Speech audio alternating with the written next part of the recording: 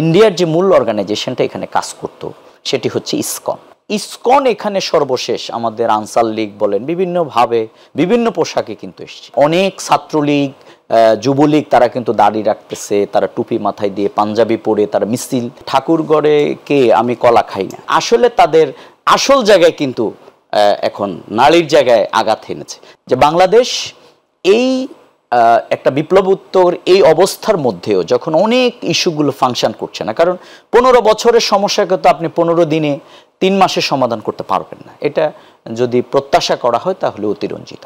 কিন্তু তারপরেও যারা সরকার পরিচালনা করছেন তারা কিন্তু পলিটিক্যাল ওইরকম পলিটিশিয়ান না, তারা তাদের জায়গা থেকে চেষ্টা করছেন। এর মধ্যে অনেকগুলো পরিস্থিতি হয়তো তাদেরকে মোকাবেলা করে সামনের দিকে অগ্রসর হচ্ছে। কিন্তু এরপরে যে কাজটি আমাদের জাতীয় নিরাপত্তার জন্য আমি সবচেয়ে বড় হুমকি মনে করি, যেটা আমরা একটু আগে বলেছি, আগারতলায় আমাদের মিশনে হামলা সহ যে কাজগুলো হয়েছে। কিন্তু ইসকন এখানে সর্বশেষ আমাদের আনসার লীগ বলেন বিভিন্নভাবে বিভিন্ন পোশাকে কিন্তু এসছে। এবং বাংলাদেশকে আমি সাথে আপনাকে একটু বলি যে বাংলাদেশকে কিন্তু একটি জঙ্গিবাদী রাষ্ট্র প্রমাণের জন্যে এখন কিন্তু আওয়ামী লীগের বিরাট একটা এজেন্ডা কাজ করছে। এই জন্য আপনি অনেক ছাত্রলীগ যুবলীগ তারা কিন্তু দাড়ি রাখতেছে, তারা টুপি মাথায় দিয়ে পাঞ্জাবি পরে তারা মিছিল, কালো পতাকা নিয়ে মিছিল করে ইউটিউবে কয়েক সেকেন্ডের এটা দিয়ে তারা প্রমাণ করার চেষ্টা করছে যে বাংলাদেশ এরকম নেক্সট আফগান হোয়াট এভার তাদের বক্তব্য তারা তুলে ধরছে। এই জায়গায় এসে আমি মনে করি তাদের আসল যেই ইন্ডিয়ার যে মূল অর্গানাইজেশনটা এখানে কাজ করত সেটি হচ্ছে ইসকন।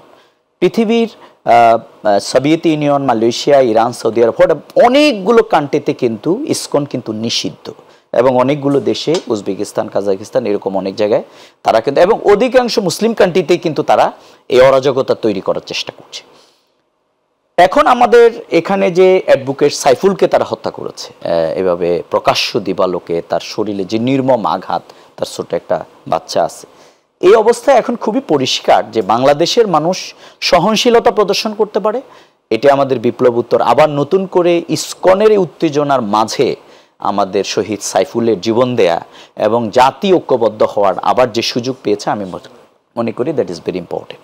যে কোনো ইস্যুতেই কিন্তু আমরা দেখছি যে জাতি, ছাত্র জনতা বলেন এক হয়ে যাচ্ছে। এর আগেও যেমন আওয়ামী লীগ একটা কর্মসূচি ঘোষণা করেছিল জি জি জি জি তখন কিন্তু বিএনপি জামাত সবাই ছাত্র জনতা নেমে পড়েছিল, এবং এখনো কিন্তু আমরা দেখছি যে দেশের স্বার্থে তারা এক হয়ে যাচ্ছে। এবং এখানে এখন আপনি যেটা বলছেন যে তিস্তা, আমাদের আপনারা জানেন যে টিপাইমুখ ইস্যুতে কিন্তু বাংলাদেশ জামাত ইসলামী কিন্তু টিপাইমুখ বাদ যখন দেয় তখন বাংলাদেশের মধ্যে তার সকল শক্তি নিয়ে কিন্তু আমরা প্রতিবাদ করেছিলাম, এবং সেই প্রতিবাদের নেতৃত্ব দিয়েছিল শহীদ মাওলানা মতিউর রহমান নিজামী।